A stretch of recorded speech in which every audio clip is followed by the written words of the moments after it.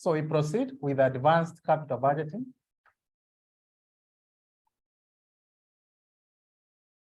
That's what we introduced in our last session.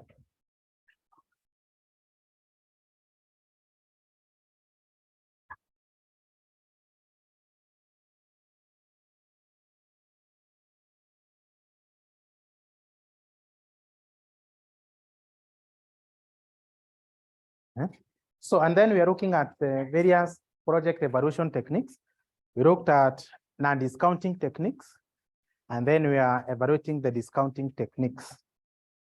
Number one, we looked at discounted payback period. We also looked at net present value. We also looked at modified internal rate of return.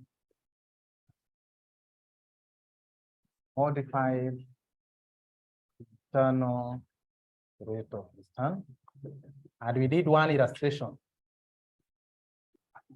And they say that the modified internal rate of return is the required rate of return whereby the cash flow generated can be reinvested to earn more returns. How do you compute the modified internal rate of return? I remember giving you the formula and showing you how to use a calculator to get the fifth root. We said that the future value of cash flows divided by the initial cost of the present value of cash outflow, end root minus 1. And we did one illustration. We have to start with another illustration. May 2014.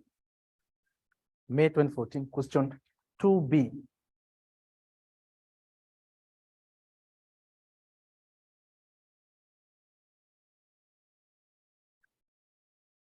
Yes.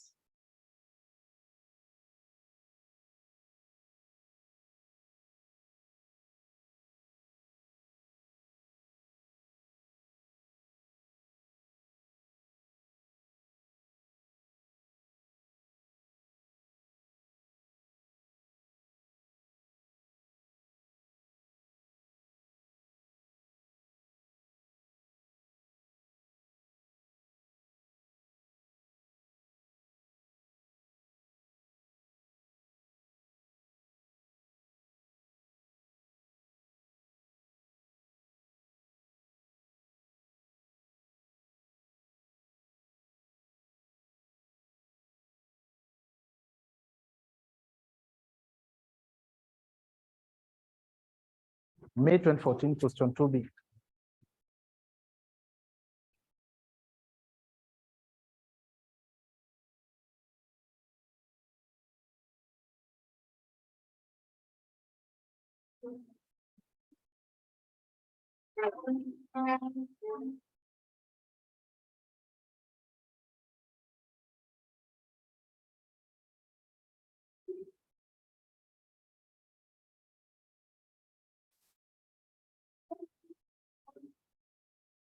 We had already done that question. Now let's see the question again.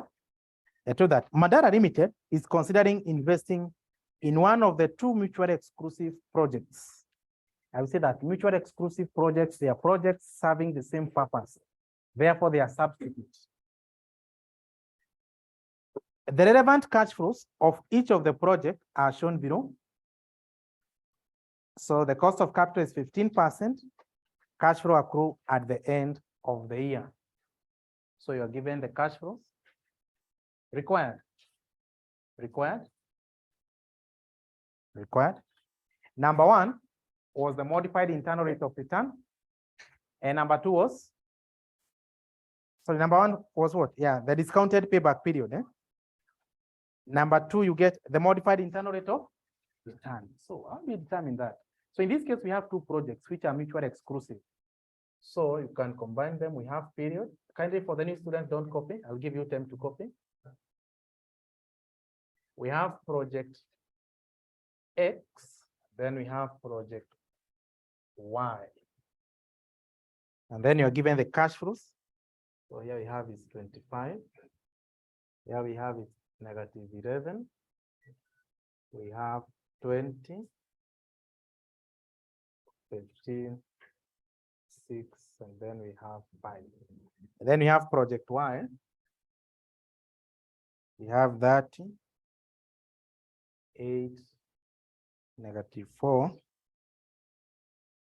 22, 10 negative, and then we have 15. Now we say that to get the modified internal rate of return, you need the future value. How do you determine the future value? So that you'll be provided with a discounting table on how to get the present value. But to get the future value, you must remember the formula. The cash flow are not the same, so therefore it's a single cash flow. So future value factor, 15% year end. Say that, how do you get the future value of a single cash flow?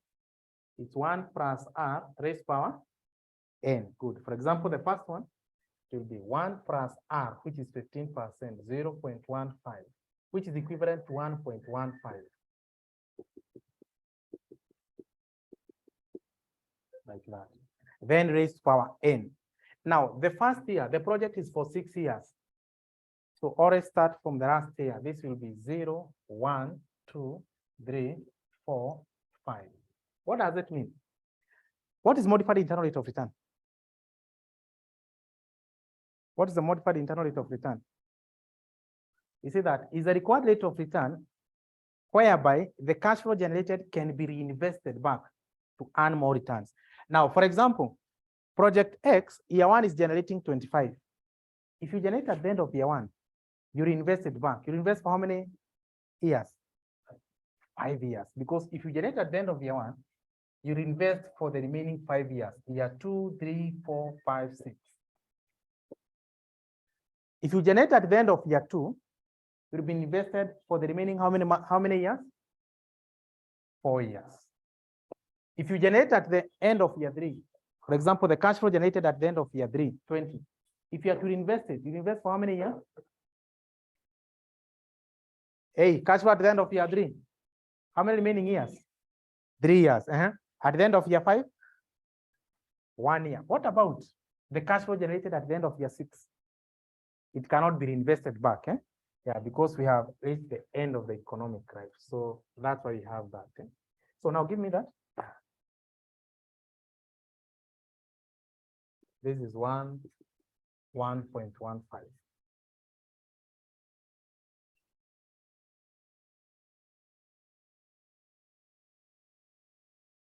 What do you get?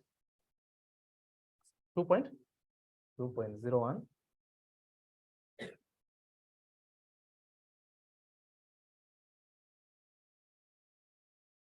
1.75.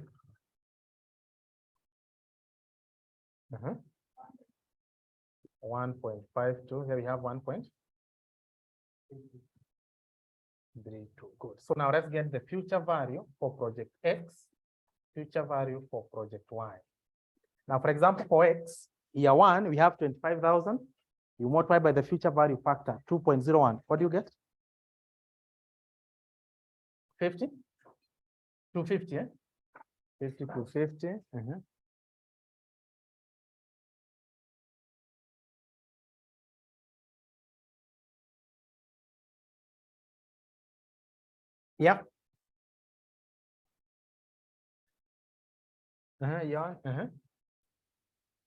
6,300. This one, 19 to 50, that's negative. You'll have 5,000, you'll have 15,000. Let's try to be quick. Just engage your calculator. Which one? Year 2, we have 14,000. Here we have 3,400.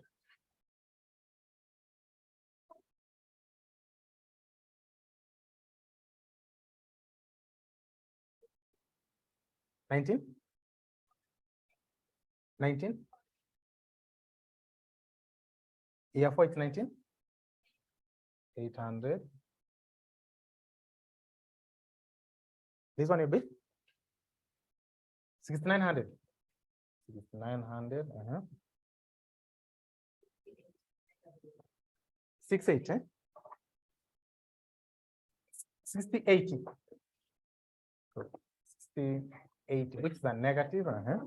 So this one is negative 29,040. Good. So now give me the total. total future value. You add for X, you add for Y.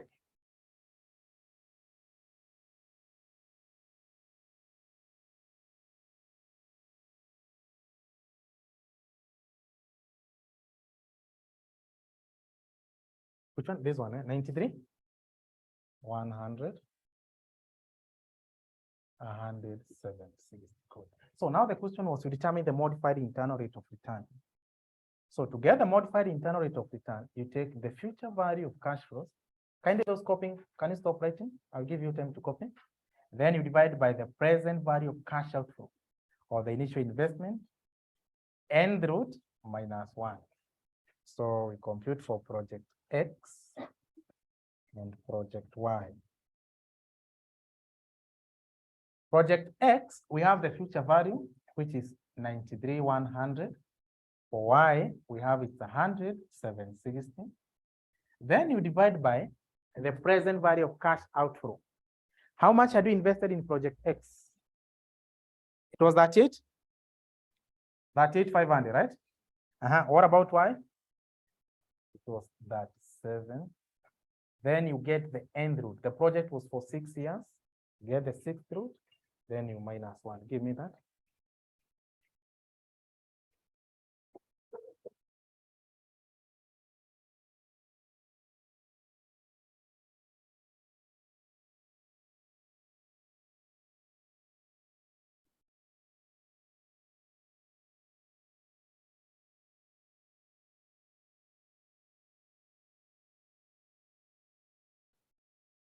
Which one? 15.9%.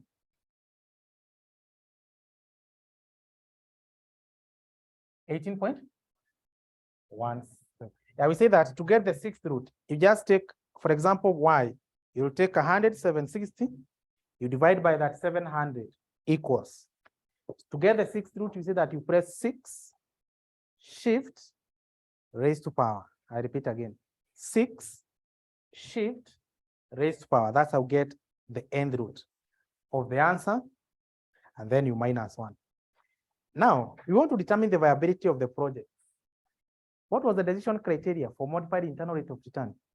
We say that if the modified internal rate of return is greater than the cost of capital, you accept. Are the project viable?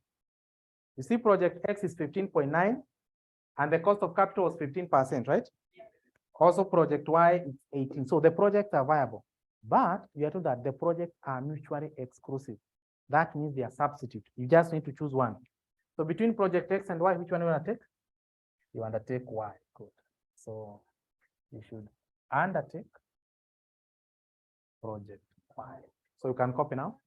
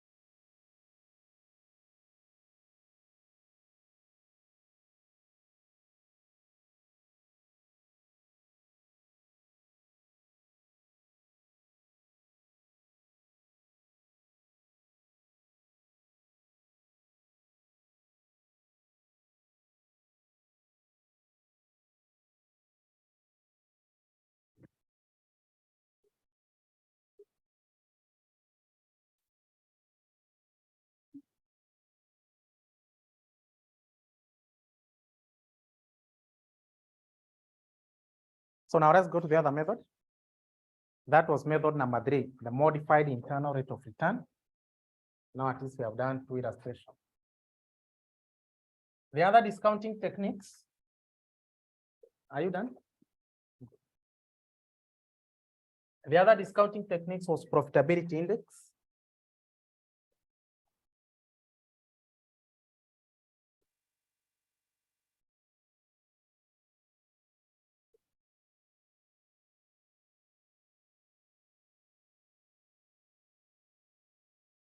Profitability index, profitability index. That's PI.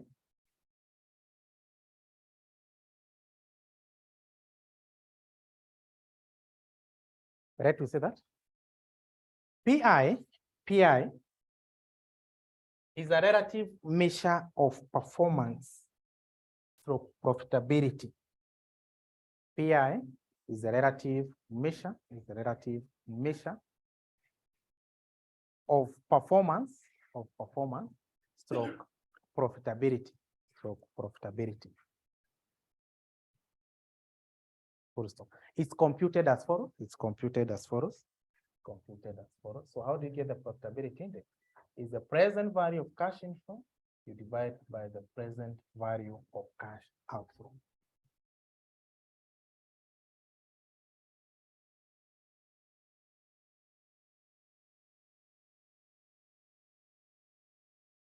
You take the present value of cash inflow divided by the present value of cash outflow. Then you have to see that PI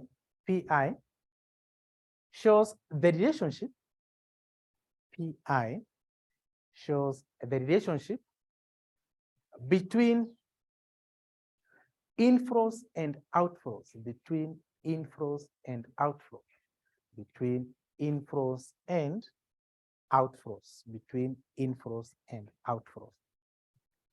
Good. So what are some of the decision criteria? Yeah, if you're evaluating a project using profitability index, how do you make a decision? Number one. If profitability index is greater than 1, number one. If profitability index is greater than 1, accept the project.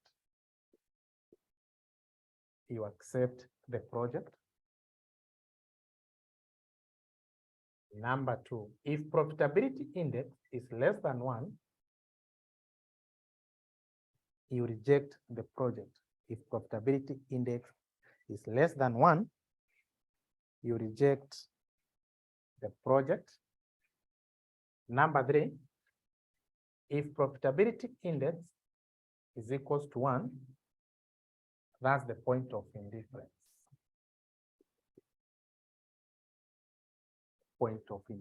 That means you can either accept or reject. Point of indifference. Yeah, that's how you make the decision if you're evaluating using profitability index. Good. Now, what does it mean? Now, you see, we're saying that profitability index shows the ratio between the inflow or the relationship existing between the inflow and the outflow. If the inflow are more than the outflow, automatically profitability index will be greater than 1. What do we mean? Assuming that you have a project of which the present value of cash inflow is 40 million, and you had invested that million. So that means inflows are more than the outflow. So how much will be the ratio? 4/3? Is that 1.3? 1.33. So that means in that case, you accept the project. What if now the outflow are more than the inflow? If the outflow are more than the inflow, automatically the profitability index will be less than 1. So for example, assuming in this case that the inflow was that million and the outflow was 40. So get 0.75. So inflow is less than the outflow. That means you reject. But if the inflow and the outflow, they are the same, you'll get exactly 1. For example, inflow is 30, outflow was 30, you get 1. Then we write another paragraph. Let's see that. Profitability index, it's applied. Profitability index is applied when the entity is facing, when the entity or company is facing, when the entity or company, when the entity or company is facing capital rationing. Facing capital rationing. Yeah, capital rationing. Now that's when you apply profitability index. Yeah, so what's capital rationing? Subheading, capital rationing, capital rationing. Capital rationing. All right, you see that? You see that? This is the scarcity. This is the scarcity of investment funds. This is the scarcity of investment fund. This is the scarcity of investment fund to undertake or viable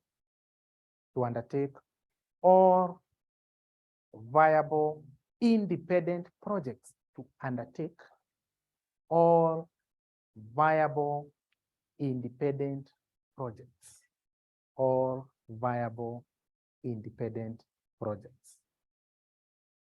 Yeah, you see, if you have independent projects, for example, you have project A, you have project B, C, and D. Now, if they are mutually exclusive, if these projects are mutually exclusive, what are mutually exclusive projects? What are mutually exclusive projects? Eh? One can substitute the other. Eh? So that means we see that they are substitute. So if you have 4 projects which are mutually exclusive, that means you just need to choose one. Are you together?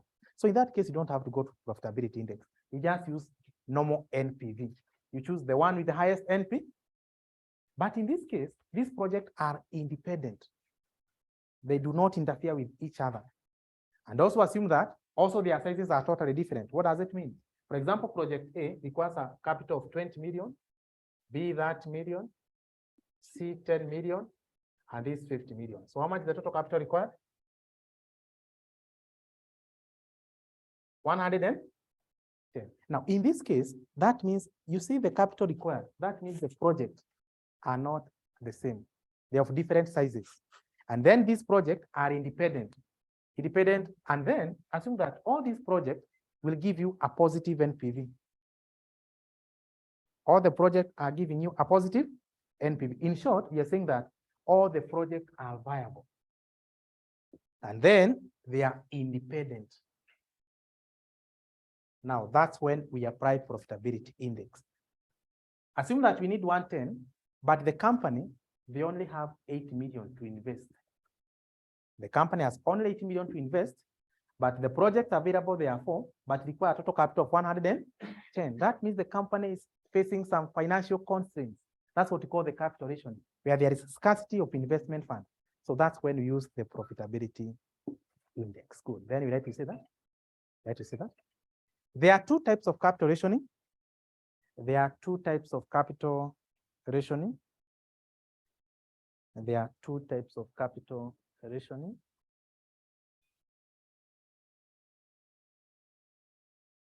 Number one, soft stroke internally generated capital rationing.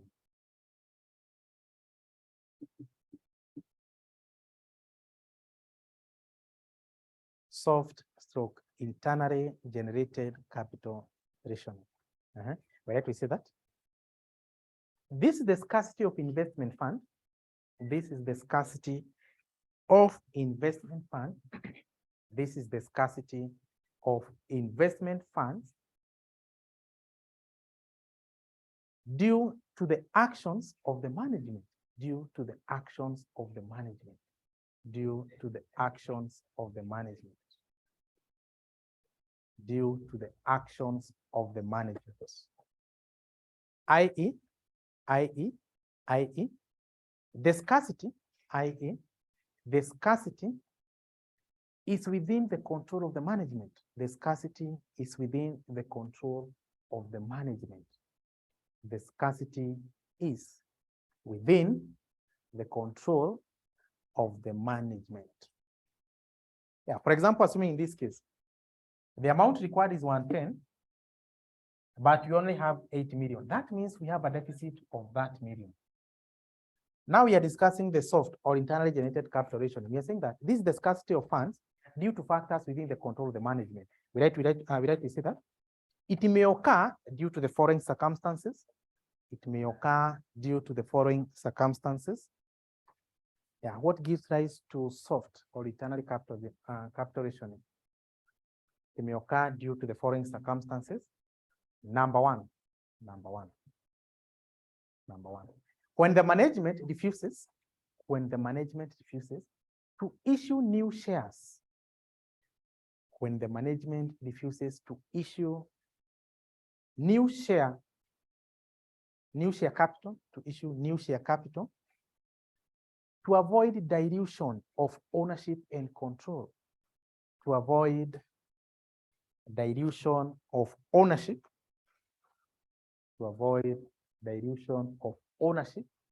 and control.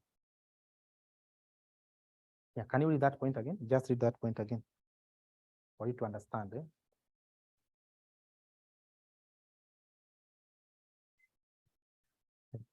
I said you read what you have written for you to understand. What does it mean? When the management refuses.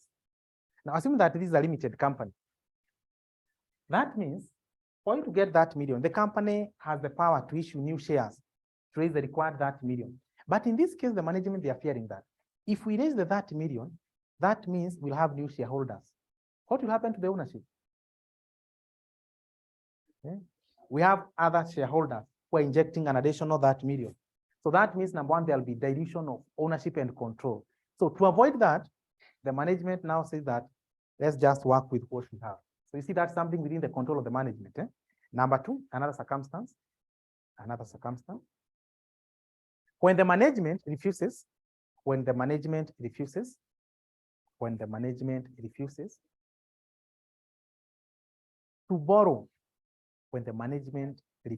to borrow, to avoid, what are they avoiding? What are they avoiding? If the management, if you are avoiding to borrow, to use debt, more debt, what are you trying to avoid? Good. To avoid the payment of interest, to avoid the payment of interest, to avoid the payment of interest, to avoid the payment of interest and financial risks. And financial risk. Yeah, we have two types, don't try it. We have two types of risk. We have what we call the financial risk and business risk. Now, financial risk, they are risks associated by the use of the debt in the capital structure. The more we borrow, the more increase the financial risk. So in this case, the company is creditworthy. That means they can approach the bank or issue more debentures to raise that million. But in this case, they are considering if you use more debt, that means there'll be additional payment of interest. What will happen to the profitability? Remember, the interest affect the income statement. Being an expense, the profit is reduced. And then, by the virtue they have used an additional debt, the financial risk of the company will increase. Number three, another circumstance, what gives rise to soft capital ratio. Number three, when the management has set capital expenditure budget limit. Capital expenditure budget limit.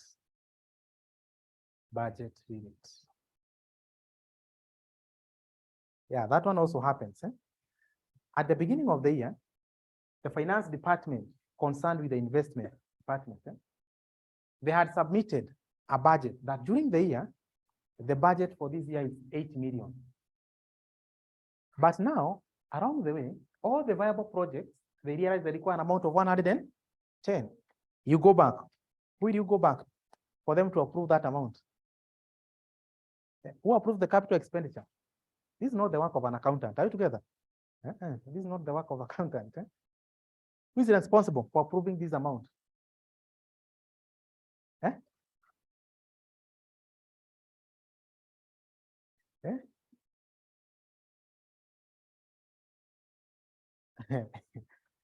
Management. Lakini kumbuka even accountant is part of the management, eh? There must be. Managing from the board of directors. Are you together? But from that, now who will approve that?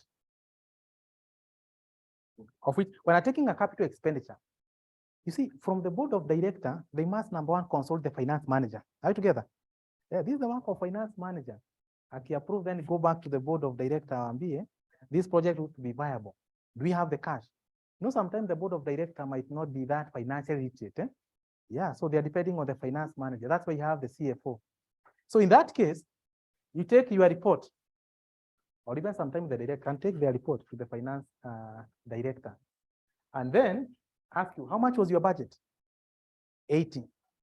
How much do you need? 110. Can you go back with your report? Go and stick to your budget. That's what happens, eh? Yes. If you had budgeted 1,000, why don't you just stick to the budget? It's not that we don't have additional money, but in this case, the policy is you stick to the budget. We had already set a limit. You see, that's something within the control of the management. That one does not mean that the company cannot be able to provide that million. But in this case, they are saying that no, we had already come up with a budget. We cannot exceed our budget. Another one, number 4, another circumstance. Another circumstance.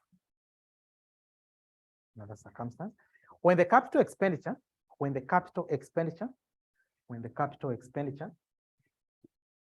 can only be undertaken, when the capital expenditure can only be undertaken, the capital expenditure can only be undertaken from internally generated funds, from internally generated funds.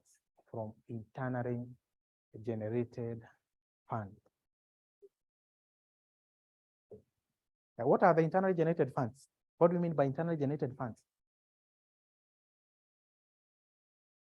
Yeah, that one mostly is provided in the capital cost of the company. What do you mean by the internally generated funds? Reserves, all the retainer, and actually retainer is part of the, that means in this case, the company policy that for it to undertake any capital project, number one, we should not issue more shares because that's the external capital. Also, we should not borrow. If you are to take any capital expenditure, let's use only what we have. And that's either from the retained profit or other reserves. Good. So that was number 1. We're looking at the types of capital rationing. Soft. Then number 2, we have hard or externally generated capital rationing. Hard stroke externally generated capital rationing.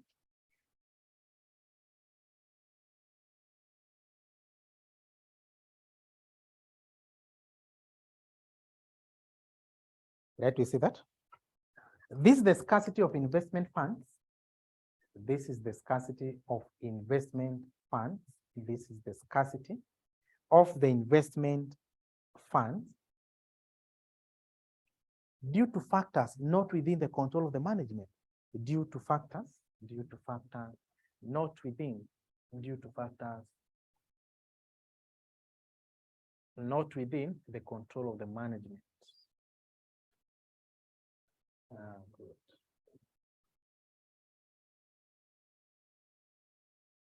Yeah. It may occur due to the following circumstances. Now, what are those external factors leading to the externally generated capital rationing?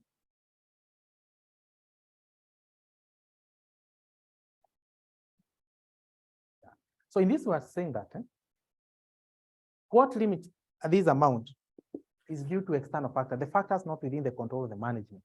So that means in this case, the management is really willing to get that million, but there is some restriction. Those are the external forces. What are those factors? Number one, when the capital market is depressed,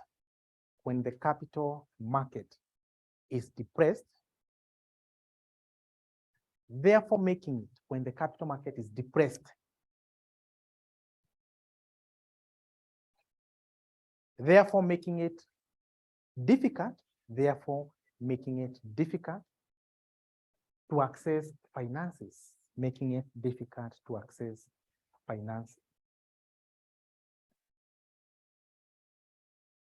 And number two, high demand of investment funds.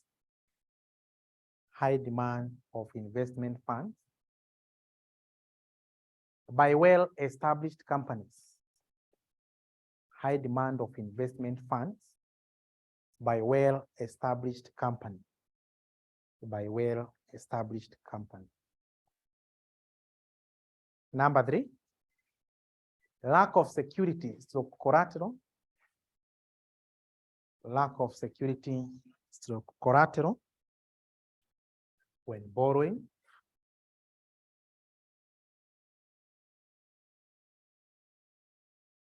Lack of collateral or security when borrowing.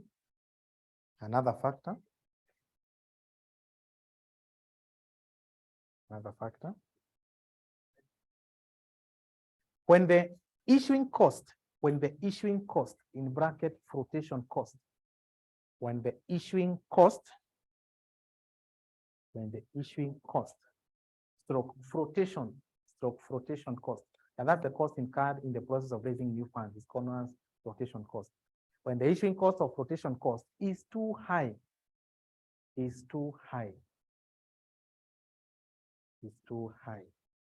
Good. So those are some of the external factors. So now let's do an illustration. September 2021. September 2021, question 5B.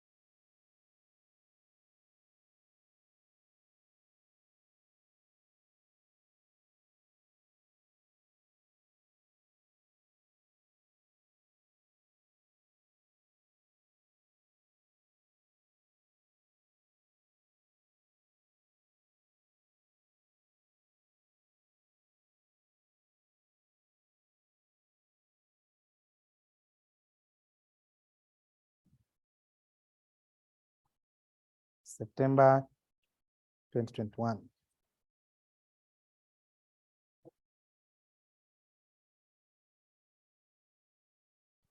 Was it September?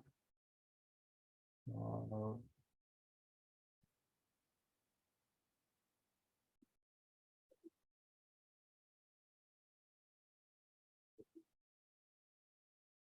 Is that the question? Sorry, it's December, not September. December 2021. It's December 2021, question 5B.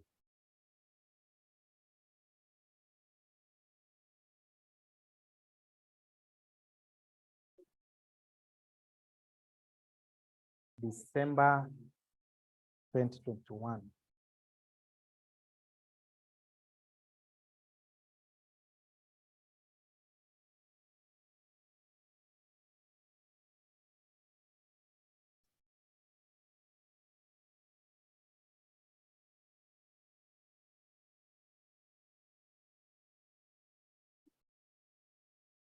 Just a minute. Let me see.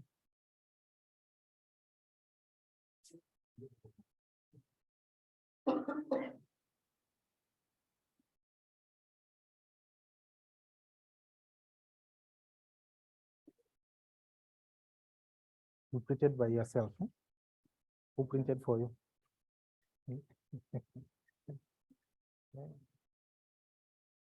Soro, are you there? Good. You're not there. You can't see it.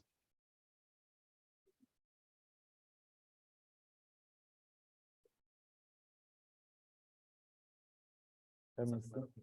There. Eh? Ah, good.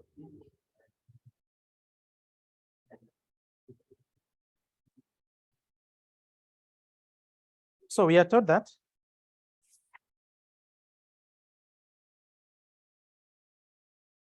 due to the restriction in the capital market, what is that? Is it internally or externally? Just by the virtue of that point. That's external. Due to restriction in the capital market, that's an external factor. Lima Limited financial manager is able to provide only 900 million for investment in the next financial year. Another thing, for NPV, IRR, modified internal rate of return, you'll be told which method to use. But for profitability index, the examiner did not mention profitability index. When do you know that you need to use the profitability index? When there is capital rationing. So we are told that in this case, the finance manager can only be able to provide 900. So there is a limit, there is a restriction. An analysis of the projects allowable for investment during the next financial year shows the following expected NPV for each project. We have project PQRST. We have the initial investment. Now, can you add the total initial investment? Add the total. Add the total. That one don't engage a calculator. 1650. Now, we also given the NPV. You see, all the NPV are positive. What does that mean? All the projects are viable. Then, if you look at their capital, that's initial investment. The capital are totally different. So that means the sizes of the project are totally different. Now, all the projects are viable. So that means if you have sufficient resources, undertake all of them. But in this case, the maximum we can raise is how much? 900. But we require how much to undertake all the project? 1650. So now, how do you determine I'll undertake this, I reject this? You cannot use NPV. Are you together? Because if you use NPV, these projects are not the same. Because if you see their capital investment, the size of the project are totally different. That's when now you engage the profitability index. Then you are told that project Q and R are mutually exclusive. So they are substitute. So between Q and R, you just choose one. So which one will you choose? Q and R. Let's go to Q and R. Which one will you choose? That one is something you can be able to say. Which one will you choose? R. Good. That's how you feel.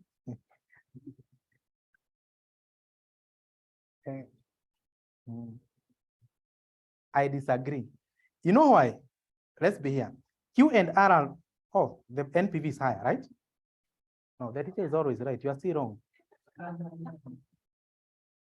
We have Q, we have R. Let's be here. Q requires a capital of how much?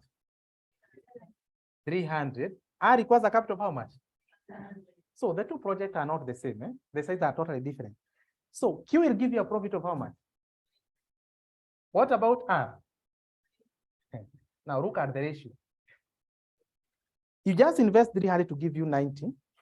This one you invest 600 to only get one. Don't be deceived by the profit, because what we had invested was a lot of money. So you have to look at the ratio between the income and the inflow and the outflow. So you have to work with the profitability index. Are you together? If, for example, let's go to project P and Q. P and Q. P and Q, the two projects are the same. The sizes, 300, 300. Now, if the two projects are mutually exclusive, that's when you can now use NPV, because they require the same capital, but different profit. So you take the one with the highest profit. But in this case, they are totally different. So, so now let's compute that. Now, required. Advise the management of the projects to undertake. Which one to undertake? So let's start with the project P. Profitability index. Kindly don't copy. I'll give you time to copy. Is the present value of cash inflow you divide by the present value of cash outflow. How much is the present value of cash outflow of project P? Present value of cash outflow is how much? 300, right? What about the present value of cash inflow?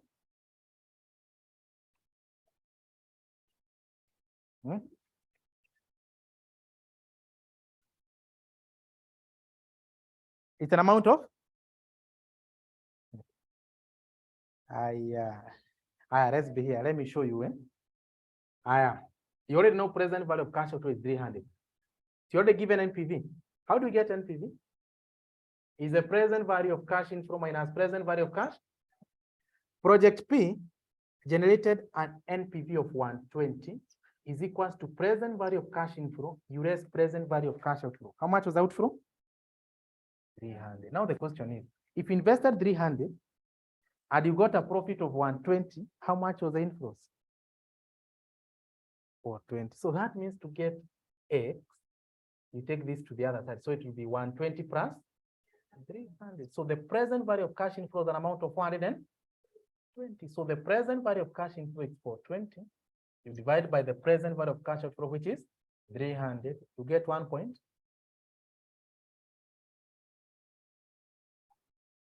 $1.4. We do the same for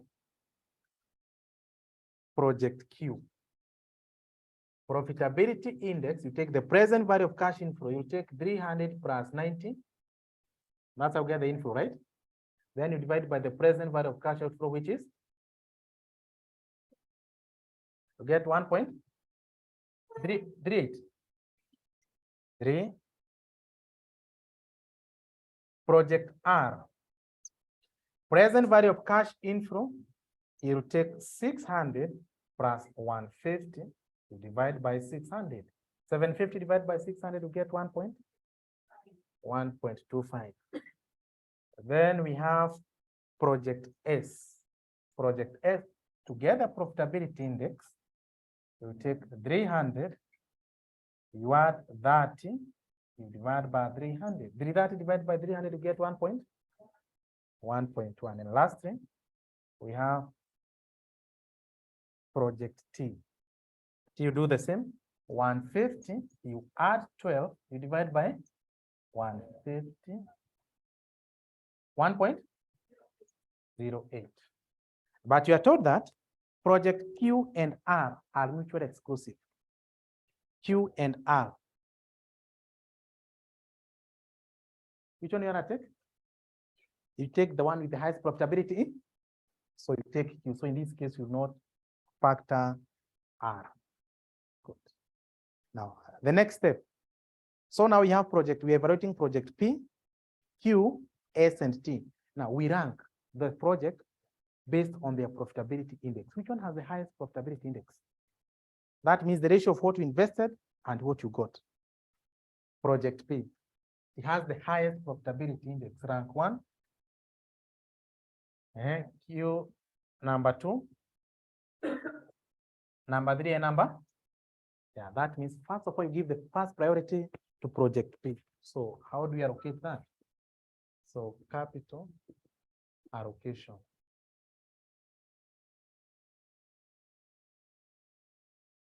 So capital available. How much do we have? We have 900. So give first priority to Project P. It has the highest profitability index. How much do you need to invest in Project P? It's 300. The balance will be 600. So that means we have capital to undertake the next project. That is project rank number 2. That's Project Q. Q requires a capital of how much? 300. So the balance will be 300. And then rank number 3. That was Project S. S requires a capital of how much? 300. So that means you undertake Project P, Q, and S. Good. So now you can copy.